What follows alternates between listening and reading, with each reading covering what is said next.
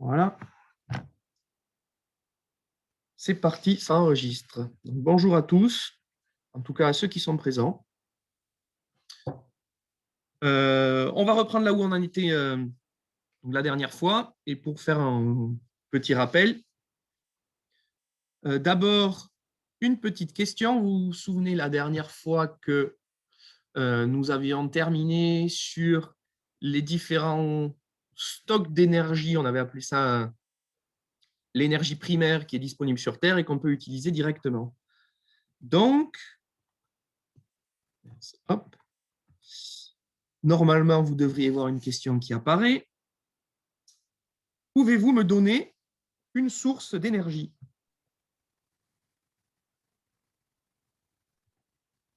En espérant que vous êtes connectés. Pour ceux qui le sont.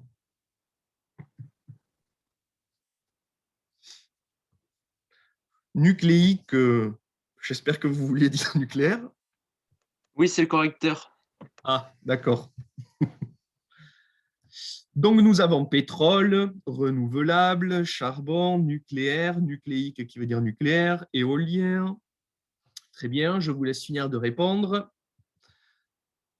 En fait, c'était une question piège, puisque j'ai peut-être pas été assez clair la dernière fois, mais une source d'énergie, ça n'existe pas. Et donc, la réponse, c'était rien. Et c'est un petit peu ce que j'ai essayé de vous faire comprendre au début de la première séance, lorsque je vous ai rappelé ce que c'était que l'énergie et puis les définitions. L'énergie étant un truc qui se conserve, on ne peut pas en créer, on ne peut pas en détruire. Donc, une source, au sens où on l'entend habituellement, c'est-à-dire quelque chose qui va nous faire jaillir de l'énergie comme ça n'existe pas.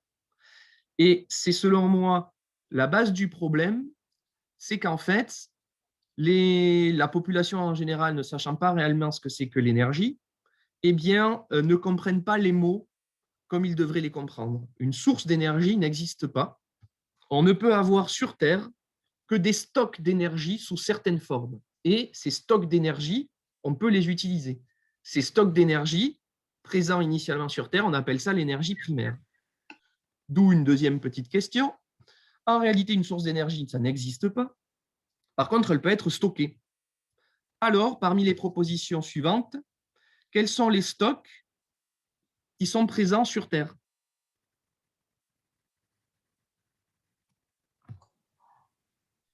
Ici, quels sont les stocks d'énergie qui sont présents sur Terre?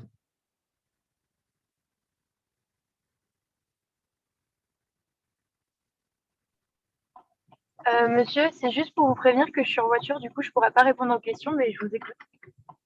Et tu es en voiture, ça veut dire que tu conduis, là? Oui, mais Non, je regarde pas la vidéo, mais je vous écoute. non, tu t'arrêtes, en fait. Tu m'écoutes pas en conduisant, tu t'arrêtes. Ou tu éteins la vision, mais tu continues pas à conduire en m'écoutant. Ça, c'est dangereux. Mais si vous êtes comme une radio, en gros, je mets mon Waze et je vous écoute en fond. D'accord, très bien. Bon, celle-là, on me l'avait jamais faite. Bah, Bon, je veux pas t'entendre. ok, je vous écoute. Alors, l'énergie peut être stockée effectivement sous forme de charbon. Je vais vous donner les bonnes réponses.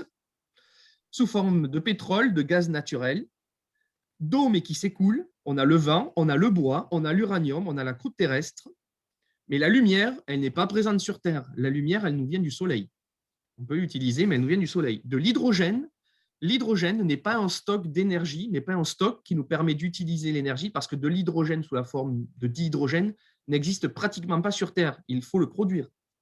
L'électricité n'est pas une énergie primaire. On n'a pas un stock d'électricité, il faut la produire à partir d'autre chose. Et l'eau sous forme de molécules n'est pas non plus une énergie primaire, parce que si vous essayez de faire brûler de l'eau, ça fonctionne très mal. Voilà. Donc, petit rappel sur ce que je vous racontais la dernière fois. Hop. Et donc, dans ces stocks d'énergie qu'on appelle l'énergie primaire, il y a les stocks qui sont renouvelables et des stocks qui ne sont pas renouvelables. Les stocks qui ne sont pas renouvelables, c'est le pétrole, le charbon, le gaz, c'est-à-dire ce qu'on appelle les énergies fossiles et puis l'uranium. Par contre, il y a aussi des stocks qui sont renouvelables. Voilà.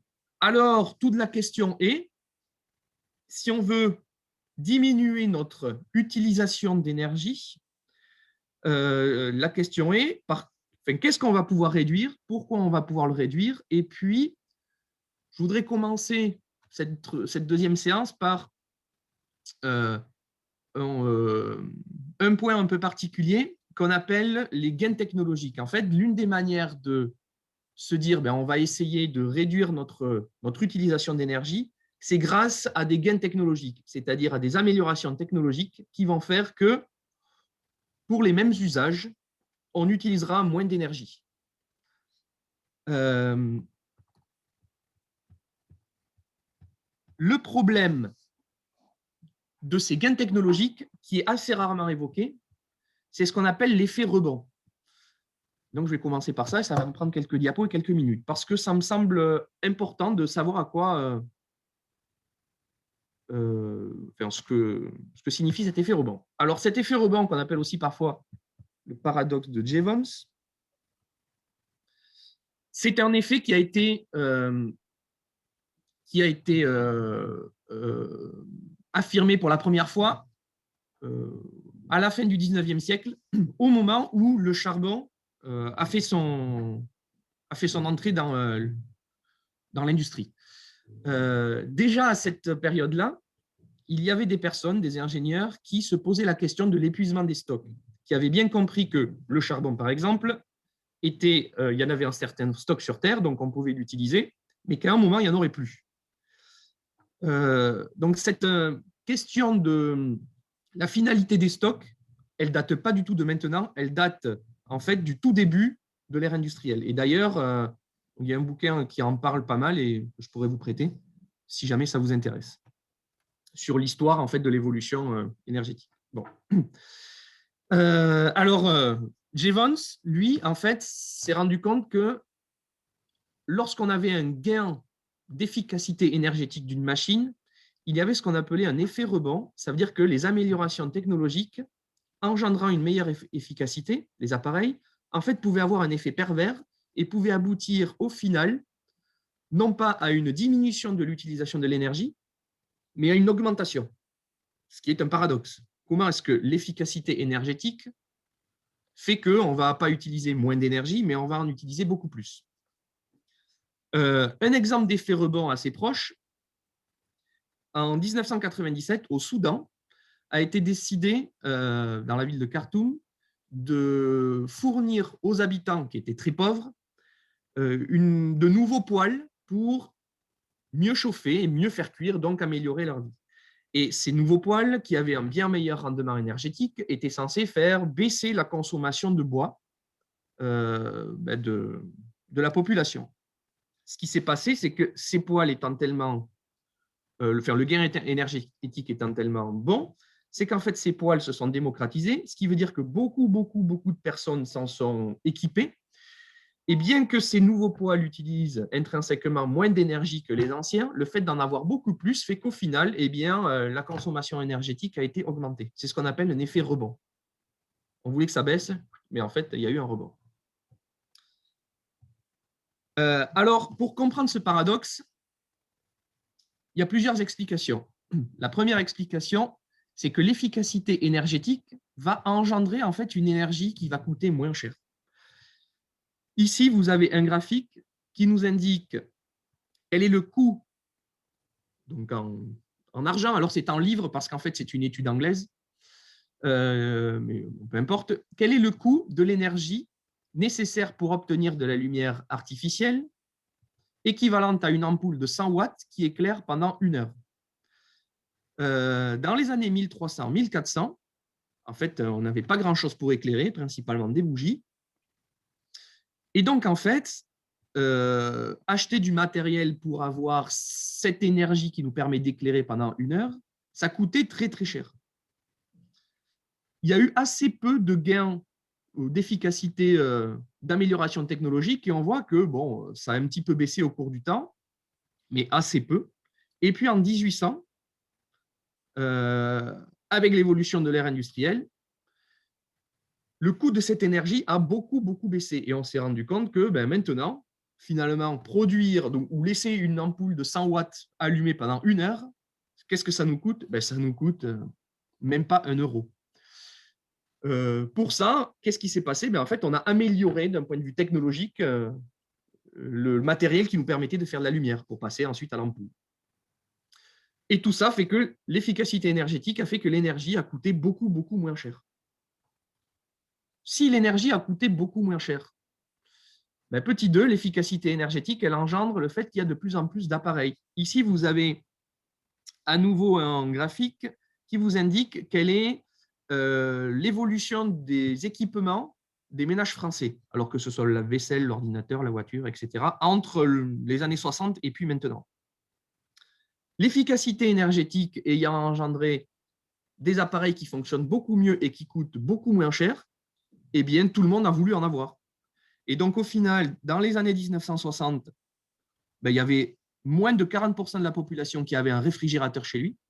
Maintenant, c'est clairement 100%. Une amélioration technologique a fait que l'utilisation des appareils s'est démocratisée et il y en a de plus en plus et tout le temps de plus en plus. Ce qui fait qu'au final, la quantité totale d'énergie qui est utilisée pour faire fonctionner tous ces appareils, elle est plus grande. Et la troisième explication, c'est que l'efficacité énergétique, en fait, elle engendre une multiplication des usages, des utilisations. On trouve de nouvelles utilisations, de nouveaux usages qui n'existaient pas à la base. Alors ici, j'ai pris un autre exemple qui est en fait le développement de la technologie LED, les diodes électroluminescentes. C'est quelque chose qui date des années 60, mais au départ, c'était très confidentiel et puis voilà, c'était un objet de recherche. Mais ces diodes électroluminescentes, en fait, au cours du temps, on a vu de plus en plus qu'elles pouvaient servir à de plus en plus de choses. Au départ, elles avaient une certaine couleur, puis ensuite, on en a créé des bleues, puis des vertes, et on s'est rendu compte que c'était très, très compliqué de créer une LED blanche, c'est-à-dire une diode électroluminescente qui envoyait de la lumière blanche. Les premières LED blanches datent de 1995. Avant, on ne savait pas faire une diode électroluminescente qui envoyait de la lumière blanche. Et à partir du moment où cette diode électroluminescente blanche a été formée, eh bien là, les usages ont explosé, puisque c'est grâce à ces LED blanches qu'on a eu l'avènement de tous les écrans, notamment les petits écrans des téléphones. Sans cette LED blanche, on n'aurait pas nos smartphones.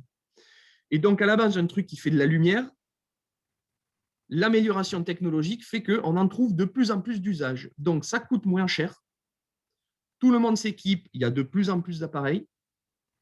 En plus, les usages, il y en a de plus en plus, ce qui fait que, en fait, depuis le début de l'histoire de l'humanité, tous les gains technologiques, toutes les avancées technologiques, depuis la découverte du feu, fait qu'en réalité, chaque amélioration technologique n'a pas fait baisser la consommation totale d'énergie d'une société, mais l'a fait augmenter.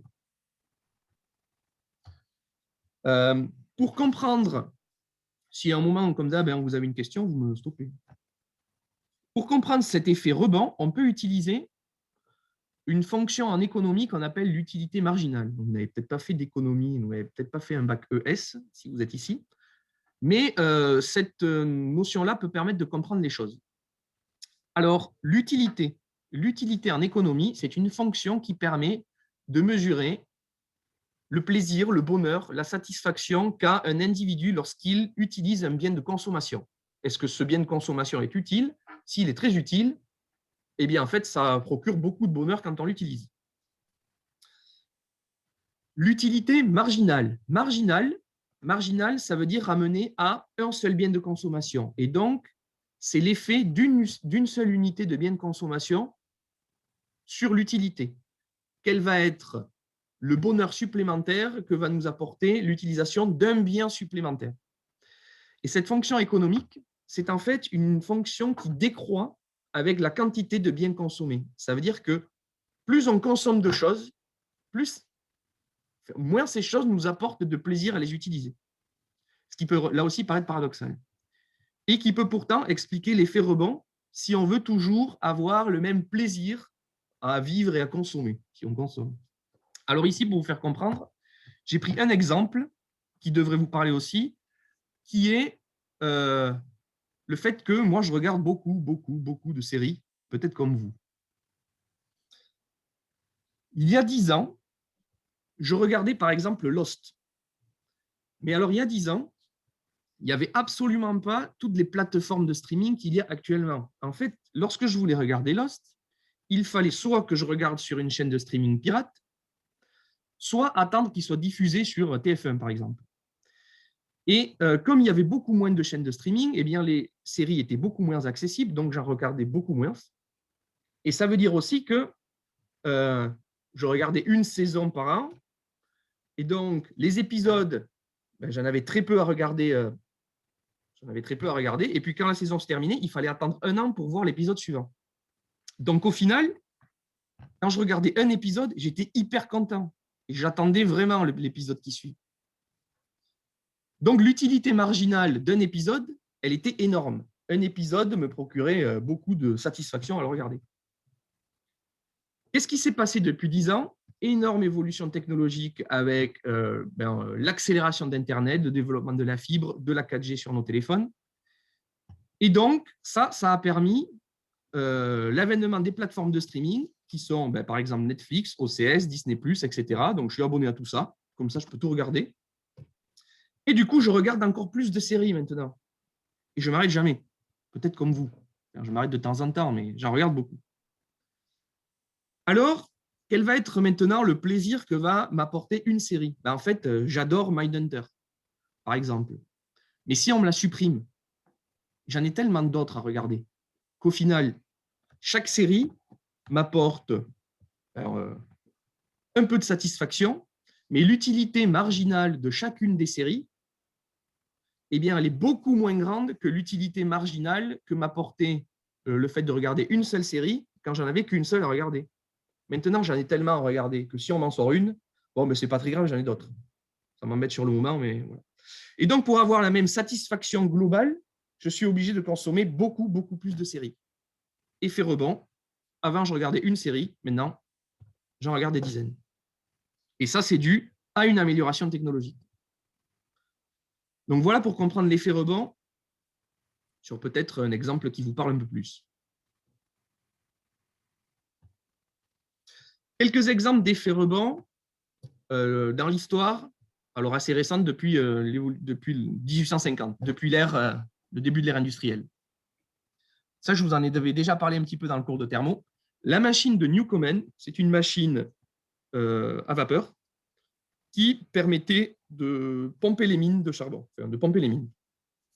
Mais son rendement était catastrophique.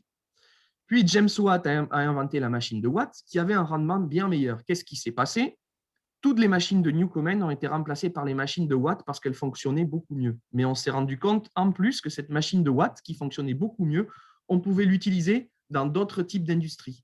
Et petit à petit, la machine de Watt a remplacé tous les autres systèmes dans tous les types d'industries. Par exemple, les métiers à tisser fonctionnaient soit avec des moulins à eau, soit avec des moulins à animaux. On mettait des bœufs ou des chevaux qu'on faisait tourner, et puis ça entraînait tous les métiers à tisser. Et bien, petit à petit, multiplication des usages, la machine de Watt a tout remplacé. Ce qui fait que pour faire fonctionner toutes ces machines de Watt, il a fallu beaucoup plus de charbon, effet rebord. L'amélioration technologique au niveau des voitures. Ça, c'est la première Citroën C4 en 1930. Et puis ça, c'est la Citroën C4 actuellement, en 2019. La Citroën C4 en 1930 consommait 13 litres au 100. Actuellement, les voitures consomment aux alentours de 6 litres au 100. Donc, il y a un fort gain technologique. Mais cet effet rebond, qu'est-ce qu'il a provoqué? Il a provoqué le fait que la voiture s'est démocratisée, il y en a beaucoup plus. Et en plus, on a multiplié les usages. Pourquoi? Parce que la C4 de 1930, elle servait à se déplacer. La C4 de 2019, il faut quand même maintenant se rendre compte que quand on rentre dans une voiture, ce n'est pas quelque chose qui ne sert qu'à se déplacer. On peut aussi écouter de la musique, on a aussi le GPS, c'est un véritable ordinateur. Et donc, en fait, les usages ont été multipliés. Ce qui veut dire que si on se concentrait maintenant uniquement à faire des voitures qui ne servaient qu'à se déplacer, on serait capable de faire des voitures qui consomment simplement entre 1 et 2 litres au 100. Le problème, c'est que comme on veut que ces voitures fassent autre chose, elle consomme toujours 6 litres au 100. Bon, il y a l'évolution du taux des équipements. Alors bon, je vous laisse regarder. Ça, j'en ai déjà parlé. Et puis, un autre exemple d'effet rebond, c'est le développement du trafic aérien. Ici, vous avez aux États-Unis, en violet, alors en violet, c'est l'énergie qu'il faut pour qu'un passager parcourt 1 mile, c'est en mile, l'unité de longueur, en avion. Et on voit que depuis les années 1980, l'amélioration technologique des avions a fait qu'en fait, les avions consomment beaucoup moins. Ce qui fait que pour transporter un passager sur 1 mile, on utilise maintenant beaucoup moins d'énergie qu'avant. Elle est ici, l'énergie. En bleu, vous avez l'évolution de l'énergie globale qui est utilisée pour faire voler toute la flotte des avions aux États-Unis. Bien que les avions, intrinsèquement, chacun d'entre eux consomme beaucoup moins qu'en 1980, eh bien, on a multiplié le nombre d'avions qui volent, les déplacements en avion se sont démocratisés, et au final, l'énergie qui est utilisée dans l'aviation aux États-Unis est beaucoup plus grande que dans les années 80. Un nouveau effet rebond. Et c'est comme ça tout le temps. Et enfin, là aussi, quelque chose qui est proche de vous, des conséquences, toujours de l'effet rebond, qui sont très, très difficiles à mesurer. Et c'est pour ça qu'on en entend assez peu parler, parce que c'est très compliqué d'arriver à quantifier quel va être l'effet rebond d'une avancée technologique.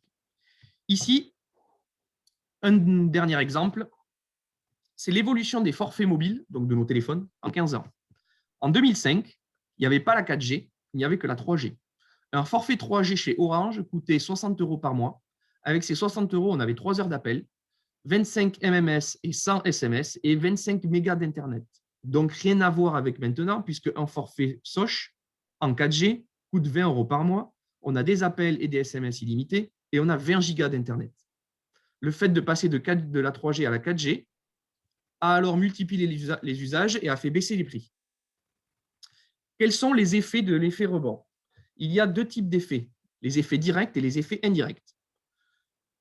Premier effet direct, il y a l'effet d'usage. En fait, l'utilisation étant plus facile, comme ça coûte moins cher, eh bien, on utilise beaucoup plus. En 2005, avec 25 mégas par mois d'Internet, ça correspondait à la possibilité d'écouter 5 Puki d'Aya Nakamura par mois, ce qui est très peu, et ce qui suffisait largement. Maintenant, 20 gigas d'Internet, avec 20 gigas d'Internet, vous êtes capable d'écouter 4000 fois Puki dans un mois, ce qui est bien trop. Parce que quand même, il y a d'autres choses à écouter que ça. Mais on a alors une multiplication des usages. Pourquoi? Parce qu'on a plus de possibilités pour utiliser ce matériel. Il y a ensuite des effets de substitution. À la base, un téléphone ne servait qu'à téléphoner. Maintenant, votre téléphone, il vous sert à quoi? À écouter de la musique, à regarder des vidéos, à prendre des photos, à aller sur les réseaux sociaux, à acheter des trucs, à aller sur Internet, mais il vous sert aussi de GPS, comme on nous l'a montré tout à l'heure. Et donc, l'effet de substitution fait qu'un seul usage est remplacé par plein d'autres usages. Et donc, on utilise encore plus. Il y a ensuite ce qu'on appelle les effets indirects. Les effets indirects, eux, sont très difficiles à mesurer. Si à la base, un iPhone 1 en 2007 nous permettait d'appeler et puis de faire d'autres trucs, si maintenant, avec notre iPhone 1, on voulait utiliser toutes ces applications, ça ne serait pas possible. Alors, ça veut dire que régulièrement, quand il y a un gain technologique, on est obligé de remplacer nos appareils pour que nos appareils puissent utiliser les nouveaux usages. C'est ce qu'on appelle les effets d'énergie grise, parce qu'il faut produire de nouveaux trucs, de nouveaux appareils, pour remplacer les anciens, alors que les anciens ne sont pas obsolètes. Enfin, ils ne sont pas cassés, je veux dire. Ils peuvent fonctionner, mais ils sont obsolètes parce qu'ils ne permettent plus d'utiliser comme tout ce qu'on veut utiliser. Et produire de nouveaux matériels utilise énormément d'énergie. C'est ce qu'on appelle les effets d'énergie grise. Et enfin, vous avez un autre effet indirect qui sont les effets de revenus. on est passé de 60 € par mois à 20 € par mois. Économie, 40 € par mois. 40 € par mois sur un an, ça fait environ une économie de 500 €. Ces 500 € économisés dans les forfaits de téléphone mobile. On ne les met pas dans un petit cochon et on les laisse dormir. Ce que l'on fait, c'est que ces 500 €, eh bien, on les dépense pour faire autre chose, pour acheter des habits, pour acheter de nouveaux biens de consommation, ou alors avec 500 €, vu les coûts des billets d'avion avec les compagnies low cost, eh bien, avec ces 500 €, peut-être qu'on peut partir un week-end et donc on prend l'avion. Donc, on a ce qu'on appelle les effets de revenus. Les gains financiers sont réinvestis en achetant ou en utilisant d'autres choses qui consomment aussi de l'énergie. Voilà.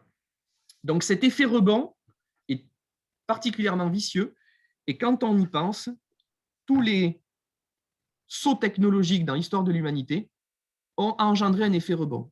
Et donc, je passe un peu de temps pour vous expliquer ça parce qu'on entend énormément dans les débats des personnes qui pensent que le tout technologique va nous sauver. Le tout technologique nous sauvera si on fait attention à ce qu'un gain technologique nous permette réellement à baisser notre utilisation d'énergie. Par contre, si on fait comme on l'a fait depuis le début de l'histoire de l'humanité, un gain technologique engendre tous ces effets, alors on aura un effet rebond et donc au final, on va vouloir consommer plus d'énergie qu'on en consommait à la base avant l'amélioration technologique. Donc tout ça, ce sont des questions assez rarement débattues, mais qui sont, me semble-t-il, importantes. Bien. Voilà. On peut revenir sur maintenant l'utilisation d'énergie. Alors, jusqu'à maintenant, je ne vous ai parlé que d'énergie primaire, c'est-à-dire l'énergie qui est présente sur Terre sous forme de stock et que l'on peut utiliser directement. C'est le pétrole, le charbon, le gaz, le nucléaire et puis les renouvelables. Et dans les renouvelables, il y en a de plusieurs sortes. Maintenant, ces stocks ne sont pas utilisés directement, ils sont transformés et nous, ce que l'on utilise, c'est ce qu'on appelle l'énergie finale. L'énergie finale, c'est l'énergie transformée qui est fournie à l'utilisateur et qui est prête à l'emploi. Par exemple, dans notre voiture, on ne met pas du pétrole brut, c'est du pétrole qui a été raffiné et puis on en met soit du gasoil, soit de l'essence. L'électricité n'est pas une énergie primaire. Elle est fabriquée, elle est produite à partir principalement de charbon, mais pas que. Donc, voici les énergies que l'on utilise d'un point de vue final chez nous. On utilise à 3,4% du solaire ou de la géothermie, à 10,8% du charbon, 11% des combustibles renouvelables, 15% du gaz, 18% de l'électricité, et vous voyez que là, l'électricité apparaît parce qu'elle n'est pas dans l'énergie primaire, et ensuite à 40% de produits pétroliers. Donc, dans notre énergie finale que l'on utilise, plus de 40%, ce sont des produits issus du pétrole. Donc, voilà pourquoi j'ai choisi par la suite, dans le deuxième chapitre, de parler principalement du pétrole. On aurait pu parler d'autres.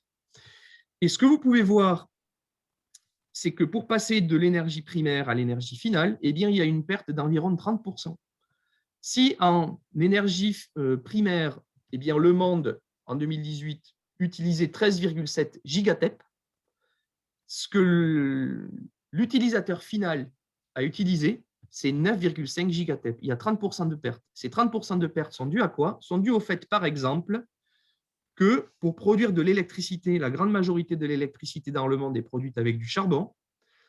Le charbon alimente des machines thermiques et les machines thermiques ont un rendement de entre 30 et 40%. Donc, en fait, 60% de l'énergie qui est libérée par le charbon est perdue à cause du rendement énergétique de la centrale thermique.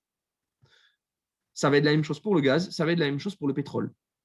Et comme ce sont les trois principales sources d'énergie primaire, je dis ici source parce qu'on est entre personnes bien informées, donc quand je dis source, vous comprenez ce que je veux dire, eh bien, on a 30% de pertes. Donc, quand vous entendez parler d'énergie, en fonction de si on parle d'énergie primaire ou d'énergie finale, ce n'est pas la même chose. Et donc, c'est bien d'avoir là aussi cette notion à l'esprit. On peut maintenant regarder cette énergie finale. Donc, par la suite, je parle de l'énergie finale qui va être consommée. Là aussi, je vais beaucoup parler de consommation, mais là aussi parce qu'on est entre personnes averties. Et donc, quand je dis consommation, vous comprenez ce que je veux dire. Donc, ça, ce sont les chiffres en 2015. Je n'ai pas réussi à trouver plus récent, mais l'évolution entre 2015 et maintenant n'est pas énorme. Au niveau de l'énergie finale, 31% de l'énergie finale dans le monde sert à faire fonctionner notre industrie. 26% sert à faire fonctionner nos transports.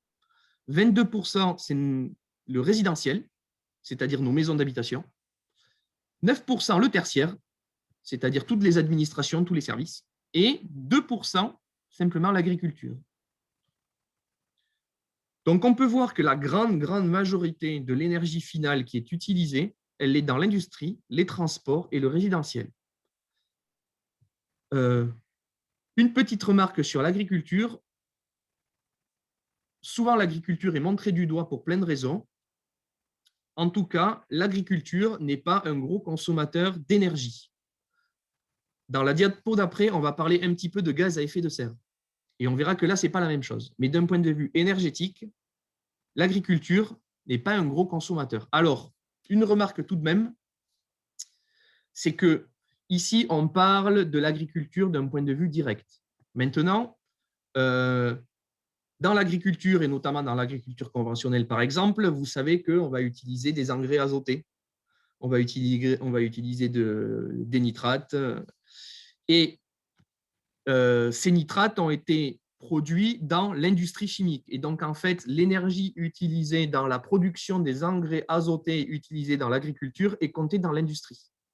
Tout ça pour vous faire une remarque, c'est qu'en fait, toutes ces couleurs ne sont pas disjointes, elles communiquent entre elles.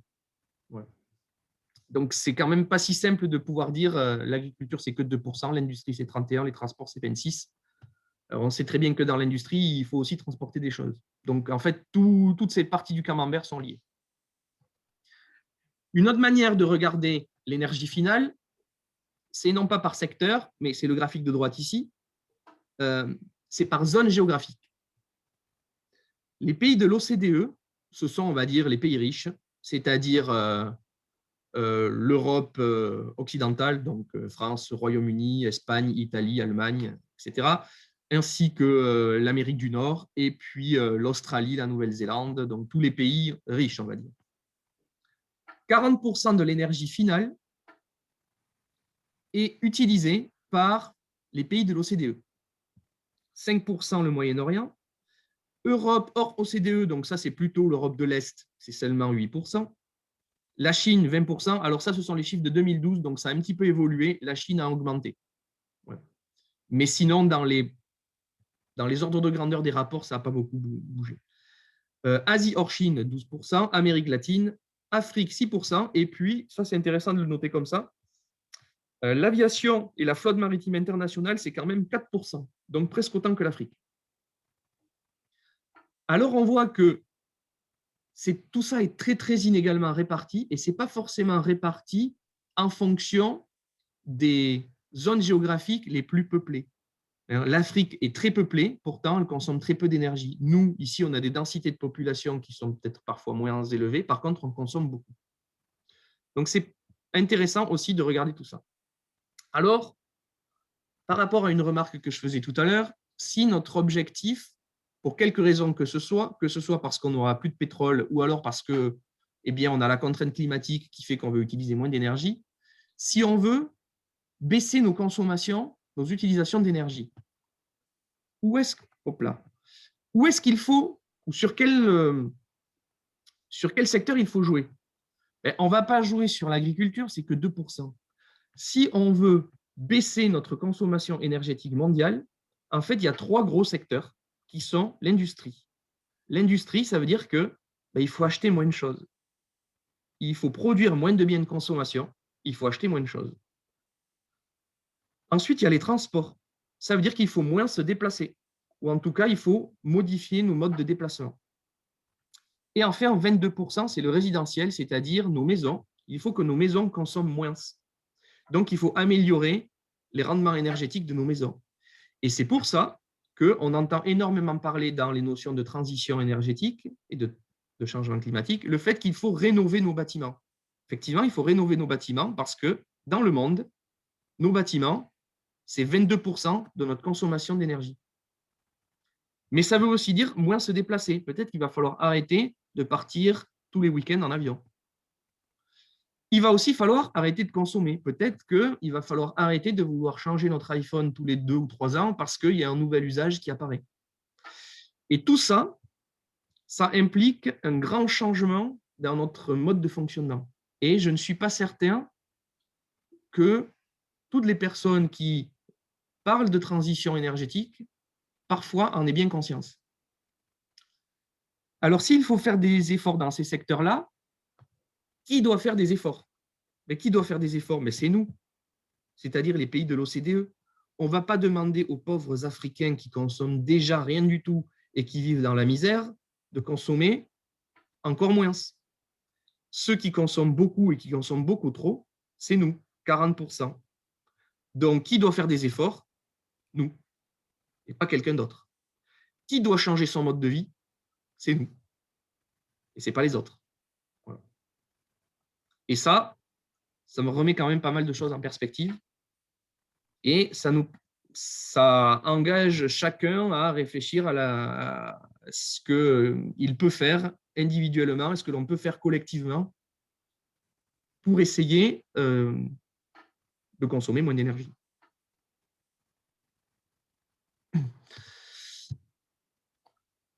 Je fais un petit focus sur l'agriculture. Et c'est ici qu'on va parler peut-être un peu de réchauffement climatique, sur toute la structure du cours. Voilà, je vous ai dit qu'on parlerait beaucoup d'énergie. On va surtout parler d'énergie, mais ici, on va parler un peu de gaz à effet de serre et donc de réchauffement climatique. Comme je vous ai dit dans la diapo précédente, dans le monde, d'un point de vue énergétique et d'un point de vue direct, l'agriculture, c'est 2%, c'est-à-dire très faible. Alors, en quoi est utilisée cette énergie d'un point de vue de l'agriculture? Sur ces 2%, alors ici, ce sont les chiffres en France en 2011. Là aussi, je n'ai pas réussi à trouver des infos plus récentes, mais on va dire que l'agriculture, depuis 10 ans, n'a pas fondamentalement été révolutionnée, donc les ordres de grandeur des pourcentages sont bons aussi. 60%, c'est dans les tracteurs et en fait tous les véhicules qui permettent de travailler la terre, par exemple. 10% de l'énergie sert dans les bâtiments d'élevage, c'est du chauffage. 10% dans les serres, c'est du chauffage. 5% dans d'autres locaux. Autres locaux, ça va être principalement des locaux administratifs, puisque ça existe quand même aussi. Et puis 10% dans tous les ateliers de transformation, laiterie ou séchoir par exemple, tous les laboratoires de transformation. Et enfin 5% dans l'irrigation. Et tout ça est tout de même assez peu compressible. 2% de l'énergie mondiale dans l'agriculture. Maintenant, si on parle de gaz à effet de serre, et c'est là où ce n'est pas du tout la même chose, et c'est là où on peut voir que en fait, l'agriculture est un contributeur non négligeable aux émissions de gaz à effet de serre dans le monde. Ici, dans le graphique de droite, vous avez la répartition de ces gaz à effet de serre en 2017 par type de secteur. 20%, ce sont les centrales à charbon. Les centrales à charbon, c'est ce qui fait de l'électricité. On en reparlera un petit peu plus tard quand on parlera d'électricité. Mais la grande majorité de l'électricité dans le monde est faite avec des centrales à charbon. Et donc, 20% des gaz à effet de serre est dû à la production d'électricité par des centrales à charbon. 7% est dû à la production d'électricité par des centrales à gaz au fioul. Donc, la production d'électricité due à des stocks carbonés dans le monde, c'est entre 25 et 30%. Ensuite, on a 17% l'industrie. Ensuite, 20% l'agriculture, 10% la déforestation. Donc, alors, la déforestation, ça peut être soit voulu, par exemple, au Brésil, quand on arrache de la forêt pour planter du soja, ou ça peut être subi, exemple au Brésil, quand la forêt amazonienne brûle. 14% par les transports, Et enfin, 12% par les bâtiments et Internet. En fait, Internet, de plus en plus, est un gros contributeur à l'émission de gaz à effet de serre. Pourquoi? Parce que Internet fonctionne avec de l'électricité et l'électricité est principalement dans le monde carboné. Donc, plus on multiplie nos usages d'Internet, plus on émet de gaz à effet de serre. Alors, si on fait un petit focus sur l'agriculture, eh bien, on voit que l'agriculture, au niveau de l'émission des gaz à effet de serre, c'est non négligeable parce que c'est autant que les centrales à charbon. Donc, l'agriculture est peu consommatrice d'un point de vue direct d'énergie. Par contre, est un contributeur non négligeable d'émissions de gaz à effet de serre. Alors, petit focus, à nouveau un petit peu plus sur l'agriculture et sur ces gaz à effet de serre.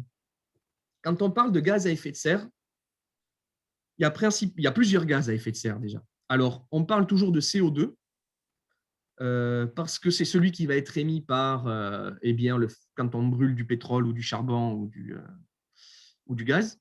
Mais quand on parle d'agriculture, le gaz à effet de serre, le principal gaz à effet de serre, ce n'est pas le CO2, c'est le protoxyde d'azote, N2O.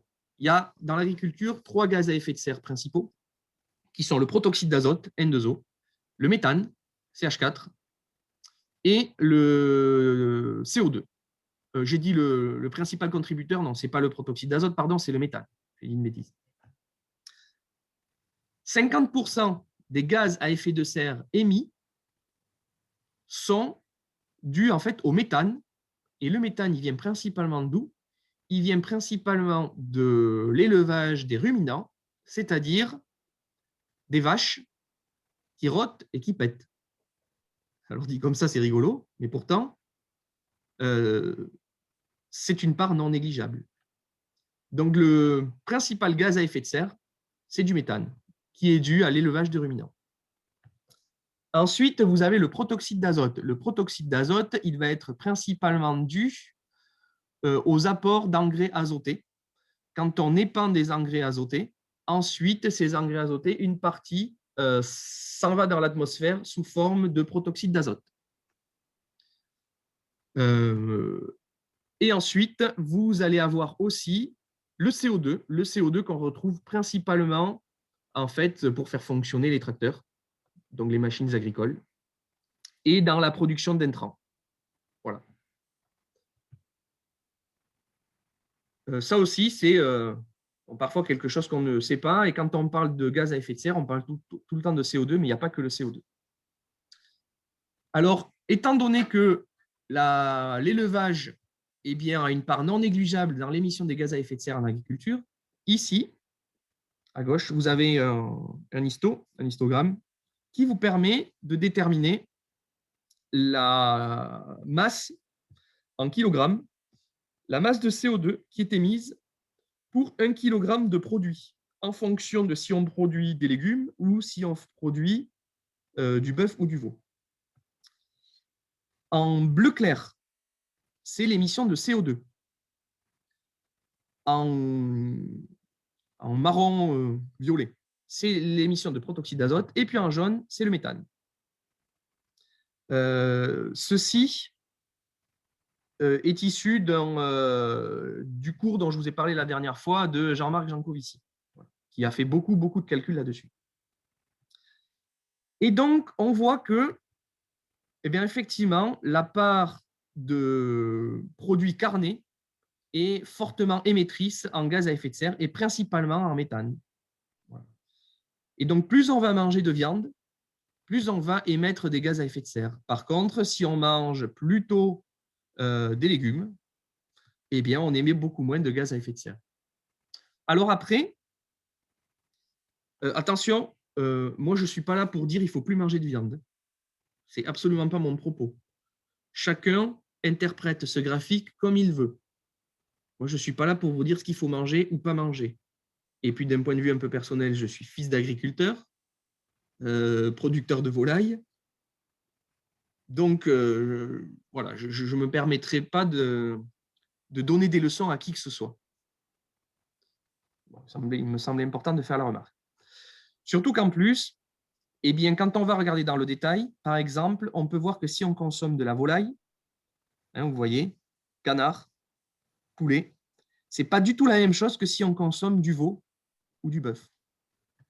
Et le veau, c'est le pire. C'est le pire. Pourquoi le veau? Parce qu'en fait, comme on le tue très jeune, il n'a pas le temps de rentabiliser sur sa durée de vie.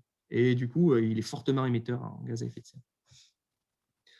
Donc, si on mange de la volaille ou d'autres types de viande, ce n'est pas la même chose. Si on mange du porc, ce n'est pas la même chose que si on mange du bœuf. Et ce qui est aussi intéressant de voir, c'est que d'un point de vue émissions de gaz à effet de serre, si on mange du poulet en batterie, eh bien, c'est moins émetteur que du poulet fermier.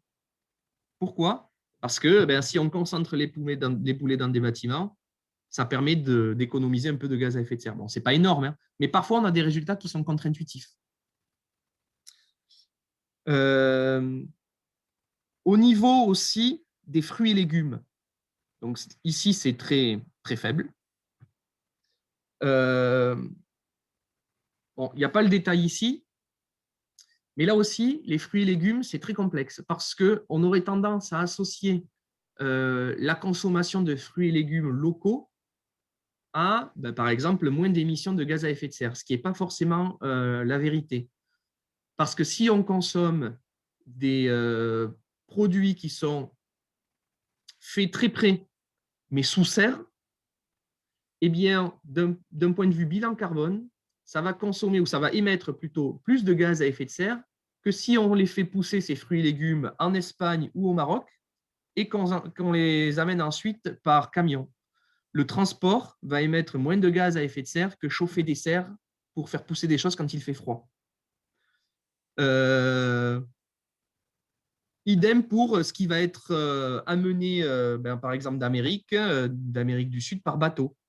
Et donc, là où il y a une difficulté de voir les choses, c'est qu'on pourrait parfois associer production locale à moins de gaz à effet de serre. C'est souvent vrai, mais ce n'est pas toujours le cas.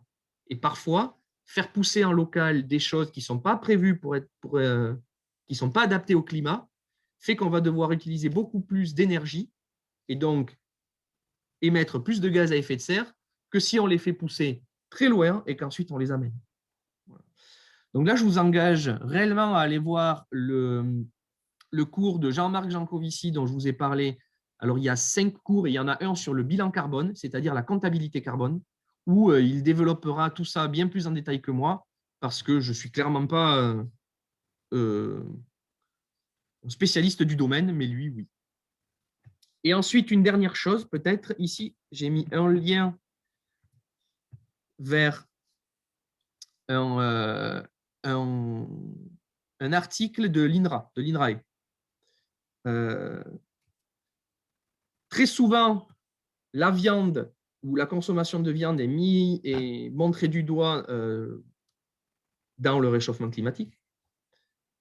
Parfois, il peut quand même y avoir quelques idées fausses sur la viande et l'élevage. Et donc, je vous engage à lire cet article qui permet de comprendre qu'en fait, les choses ne sont pas si simples que ça.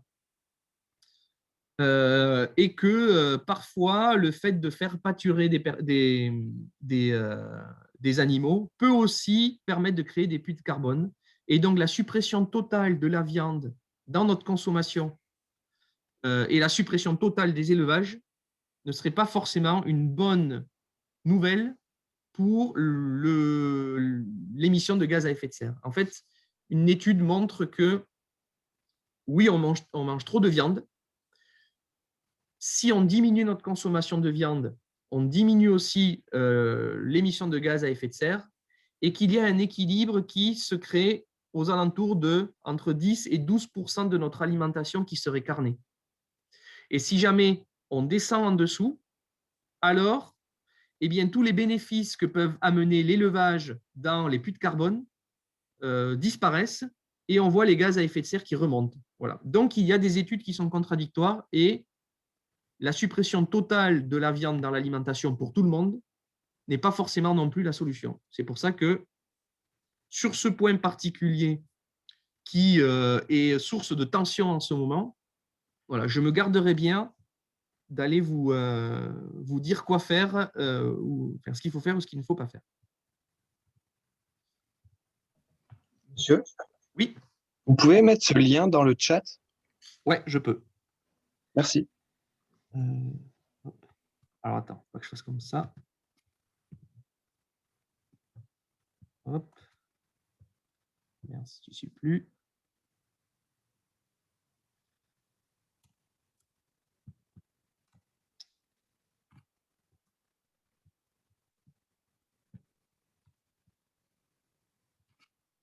Voilà. Normalement, il y est.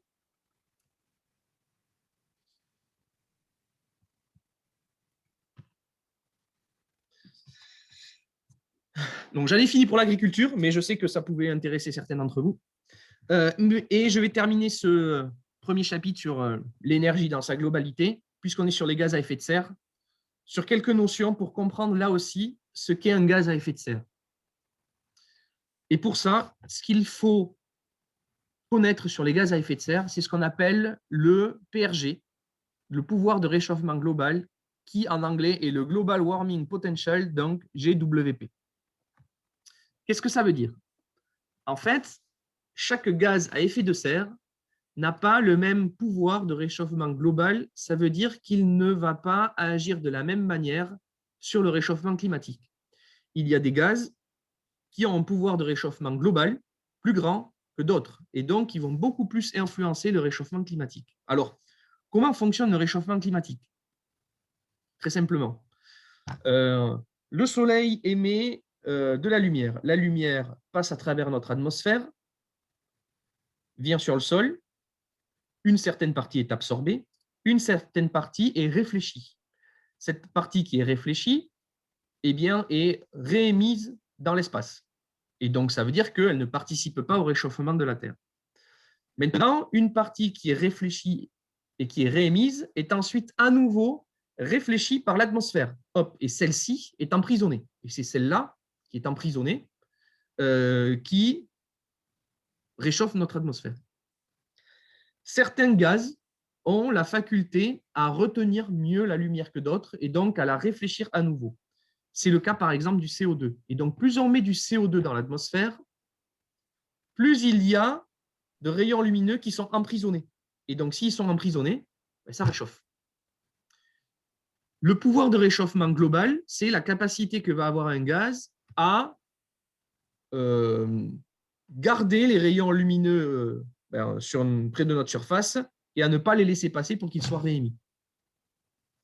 Alors, comme le gaz à effet de serre le plus émis, c'est le CO2, on a choisi de prendre comme référence. Et donc, on considère que le pouvoir de réchauffement global du CO2 vaut 1.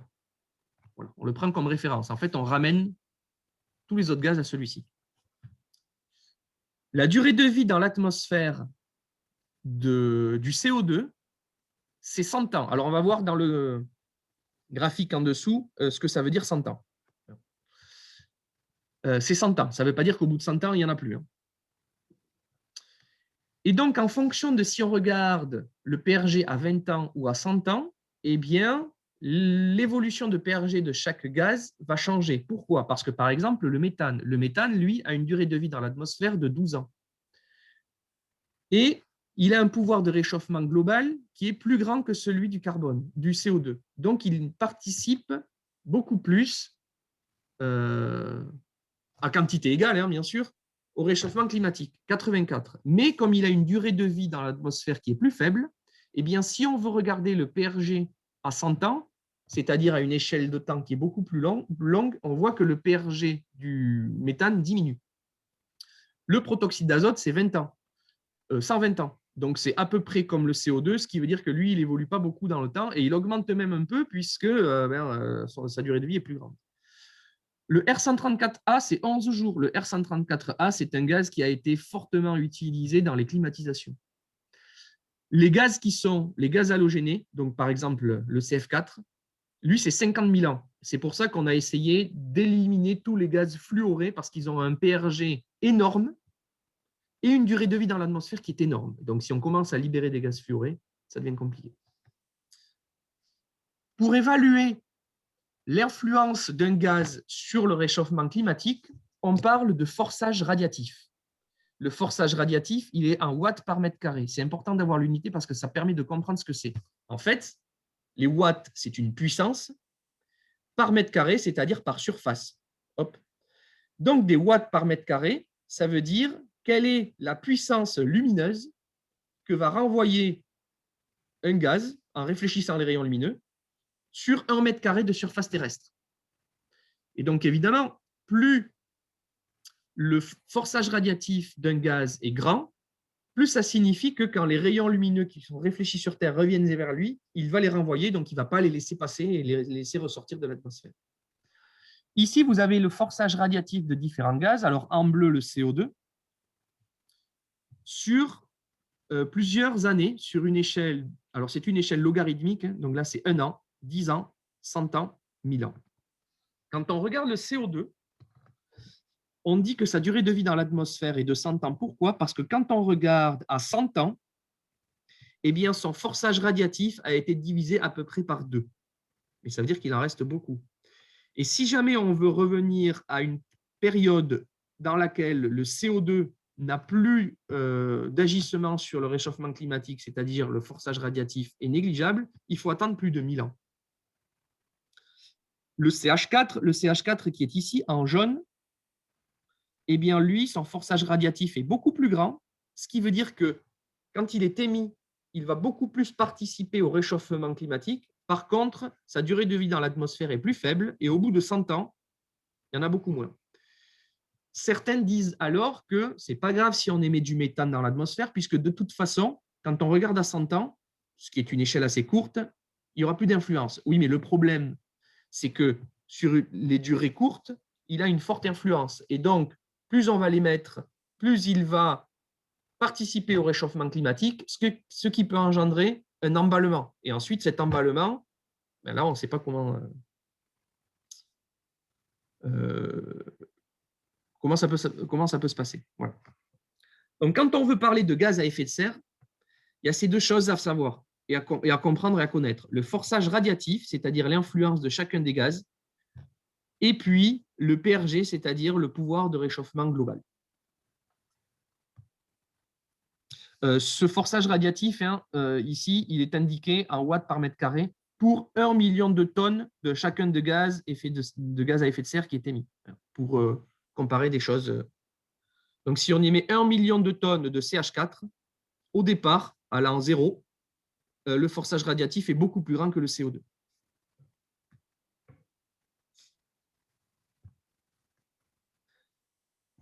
Et pour terminer cette partie sur l'énergie, ou sur ce que c'est que l'énergie, la question qu'on peut se poser, c'est donc si on fait le lien avec réchauffement climatique, puisque la grande majorité de l'énergie que l'on utilise vient des gaz à effet de serre, vient des énergies carbonées, des stocks carbonés et émettrices de gaz à effet de serre, si on continue à vivre ainsi, ça veut dire qu'on va continuer à envoyer des gaz à effet de serre, et donc notre atmosphère va se réchauffer. Ici, vous avez deux graphiques qui ont été émis par le GIEC, avec à gauche une prévision sur les productions mondiales de charbon, de gaz et de pétrole, donc en noir, en vert pour le pétrole et puis en rouge pour le gaz, en tenant compte du fait que ce sont des stocks à un moment qui seront vides, donc il n'y en aura plus. Et donc les prévisions, on reparlera notamment du pic pétrolier par la suite, les prévisions disent que d'ici la fin du siècle, on risque de passer un pic et donc on risque d'en avoir de moins en moins. Et si jamais on consomme tout ce que l'on peut, alors on va fortement augmenter la concentration en CO2 dans notre atmosphère, entre 550 ppm et 1000 ppm. Et donc cette augmentation de CO2 dans l'atmosphère, puisqu'il a un forçage radiatif, forcément va impliquer une augmentation de la température. Sur le graphique de droite, donc ça c'est le graphique de la dernière étude, c'est-à-dire il y a 2 ans, je crois, qui montre quels sont les différents scénarios en fonction du forçage radiatif qu'on va introduire.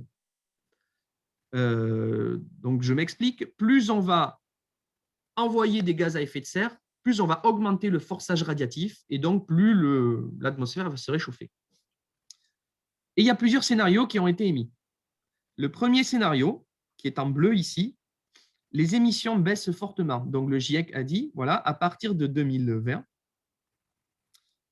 si on baisse fortement, c'est-à-dire on stoppe, on arrête d'émettre du CO2, alors le forçage radiatif va être de 2,6.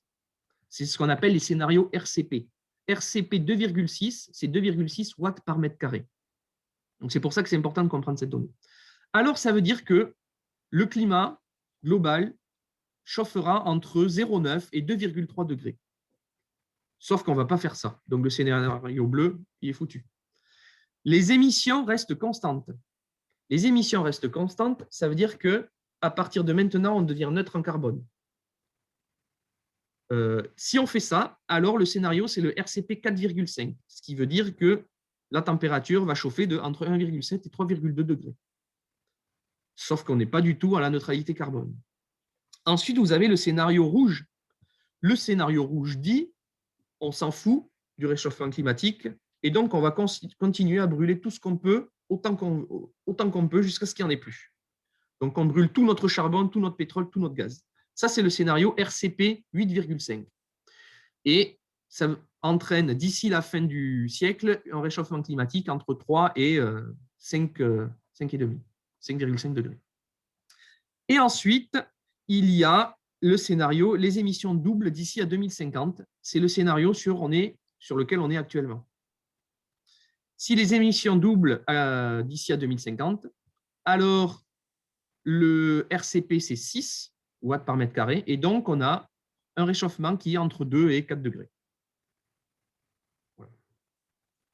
Et alors, certains disent, franchement, on ne va pas s'embêter, parce que si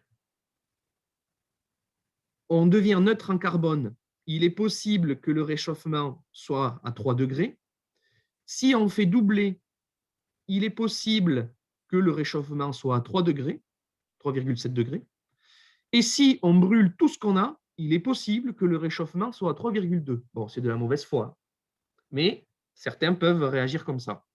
Maintenant, il est quand même probable que plus on émet, plus ça chauffe. Et à un moment, ça va chauffer, et ça risque de chauffer beaucoup. Donc, comment on fait pour réduire? Voilà. Et on arrive à la fin de ce chapitre, donc ça tombe bien puisque c'est à peu près l'heure. Alors la prochaine fois, moi je ne vous dirai jamais comment réduire, hein, j'en sais rien du tout. Je risque de... Je ne sais pas si je vais vous apporter des solutions. Comme je vous le disais la dernière fois, le but c'est de vous faire un état des lieux pour qu'ensuite vous puissiez comprendre ces débats et puis comprendre en fait les données par vous-même et aller faire aussi vos recherches pour pouvoir vraiment comprendre de quoi on parle. La prochaine fois, on se concentrera sur le pétrole. On essaiera de voir pourquoi le pétrole, eh bien, c'est une énergie ou c'est un stock d'énergie quasi magique. On verra à quoi nous sert le pétrole, puis on verra d'où il vient et qui le consomme. Et enfin, on terminera par la notion de pic pétrolier, c'est-à-dire du pétrole jusqu'à quand il nous en reste. Et une fois qu'on n'en aura plus, ou alors si jamais on ne veut plus l'utiliser, quelles sont les solutions pour le remplacer? Voilà, et on peut s'arrêter là pour aujourd'hui, à moins que vous ayez une question. Monsieur, la prochaine fois, c'est mercredi de cette semaine ou l'autre d'après? Eh bien non, nous avons dit que la prochaine fois, ce sera mercredi la semaine prochaine, puisque là, on a déplacé à ce matin le cours qui était prévu mercredi soir. Du coup, le cours de mercredi soir, on l'annule. Et on se retrouve pour l'énergie. Le mercredi, ça sera le mercredi 17, je crois. Ok, merci. Mercredi 17 à 20h30 sur le même lien. Et pourquoi il y a qu'aujourd'hui? C'est exceptionnel ou il y en aura les lundis? Non, aujourd'hui, c'est exceptionnel. C'est parce que si tu avais suivi mon cours vendredi, comme j'ai fini le cours de vendredi et qu'on avait une séance là, plutôt que de la supprimer, eh bien, hop, j'ai transféré le cours d'énergie. Donc, c'était exceptionnel. Ok, d'accord.